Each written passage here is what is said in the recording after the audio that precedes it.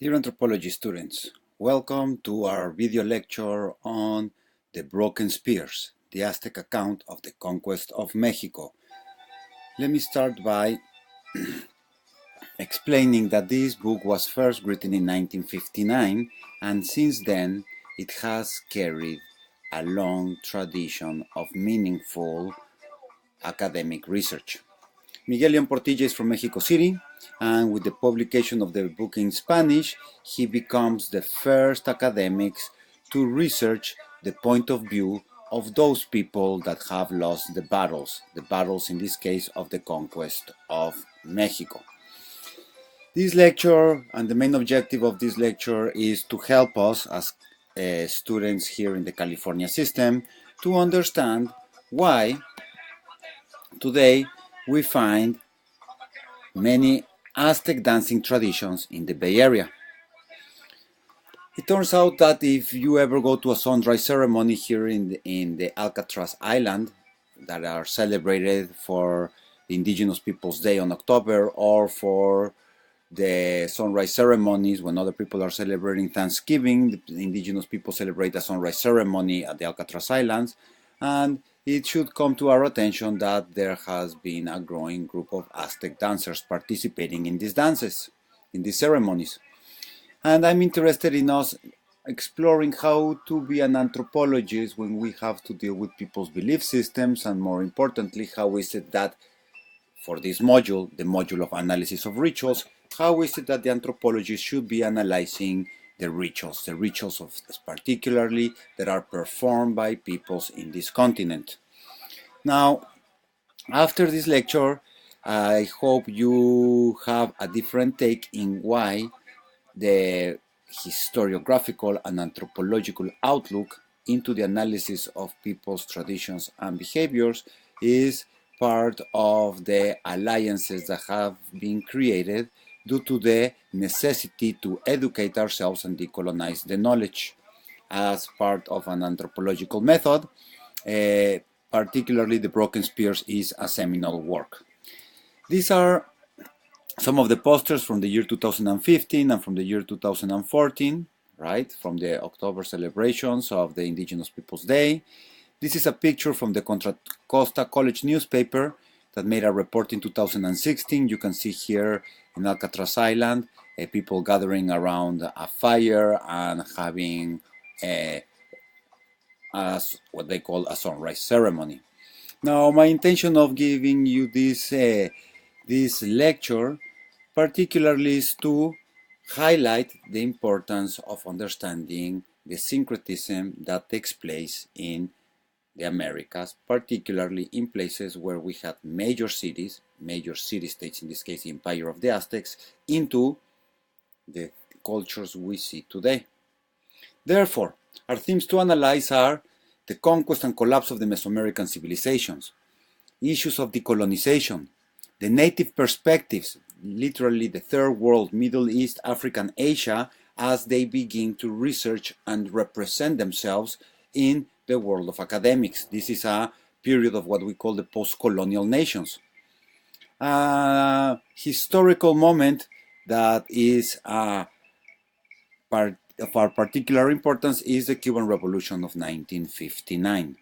It is in this process that there is a whole resurgence of people's putting into practice through their academic research the way that we must participate in this moment of decolonization, and therefore Broken Spears becomes a model of decolonization and academic studies. Within this framework, it stands as the first academic research that stands in opposition to the mostly widely read and taught chronicles from the conquistadors themselves. Such of the famous ones are Hernán Cortés, in which he writes 5 letters of his Relaciones de la Conquista to Charles V. It's also Fray Diego Durán, who writes La Historia de las Indias and de Nueva España e Islas de Tierra Firme between 1558 and 1581, and the very famous Fray Bernardino de Sahagún. Fray Bernardino de Sahagún is, for us, as we learn in anthropology in Mexico, he is the first ethnographer of the Americas and kind of important to recognize. He writes Historia General de las Cosas de la Nueva España. However, the most famous of all chronicles is Bernal Díaz del Castillo. Bernal Díaz del Castillo was a foot soldier in the army of Cortés. He has gained a good place in world literature for his efforts to write down his perspective of the events which he lived and witnessed. He participated in 16th century expeditions with Hernán Cortés, and he decides at the age of 70, as he is an encomendero in Guatemala, he decides to write his own perspective of how the conquest took place. Therefore, he writes the true history of the conquest of New Spain, particularly to show his disagreement with other chronicles such as Francisco López de Gómora and particularly and very interestingly Bartolomé de las Casas. Bartolomé de las Casas takes a central stage in the entire history of the Americas, so we shall come back to him later. Bernal Díaz del Castillo basically has a point of view of the foot soldier during the Spanish battles, and if you can ever get a hold of his book, you will sure enjoy it. Now, why is this relevant? It's not to disclaim the events that he portrays, but very importantly, it's the relevance of Broken Spears that shows the point of view that has never been read before, and that is the point of view of the native voices that were also recorded during this period. In this sense, this is the way that Miguel León Portilla decides to organize his book of the Broken Spears. He organizes it in these chapters where he first tells there were omens before the arrival of the Spanish. Then the chapter 2 organizes the first reports of the Spanish arrivals. Moctezuma sends some messengers to attend to these strangers. Those messengers return and with horrific news for Moctezuma, and Moctezuma seems to have confused the Spanish with the return of the mythical god Quetzalcoatl. In this way, the Spaniards want to reach the capital of Mexico City, and they meet some resistance, which they easily subdue due to the unorganized attack of some Otomi peoples. But then they arrive to the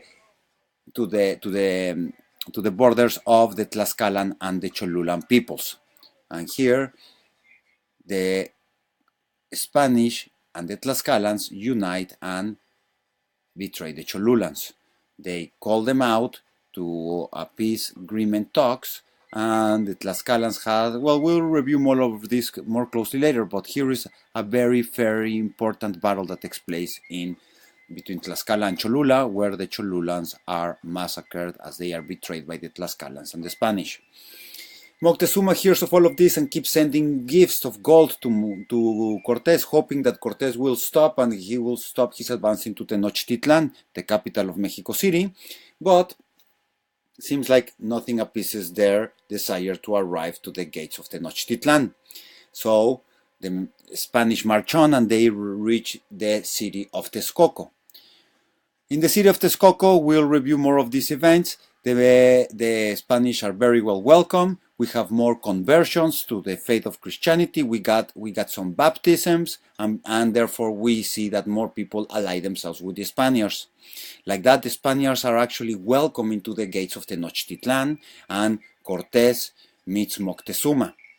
In that moment, we'll review further later how Moctezuma is taken for ransom and the complexities that arise from here. A central part of our story is the massacre in the main temple during the Fiesta of Toxcatl. This is a central reason why we must analyze Aztec dancing as a form of present-day resistance. Chapter 8 and Chapter 9 are very long and complex. We will get back to them. Then we have the Night of Sorrows, which is barely the moment where the Aztecs almost defeated the Spanish forces and their allies. We'll see what happens. Then what follows is the Siege of Tenochtitlan. The Siege of Tenochtitlan takes place over several months, and finally the Spanish are able to defeat the Mexicas, the people that lived in Tenochtitlan, and that's Chapter 13.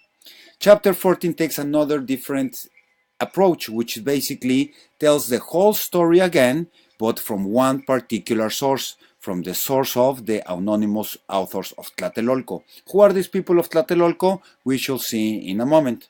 Then we have the next two chapters that tells us the elegies of the fall of the city, which basically are songs of sorrow, and an analysis of the aftermath. Okay.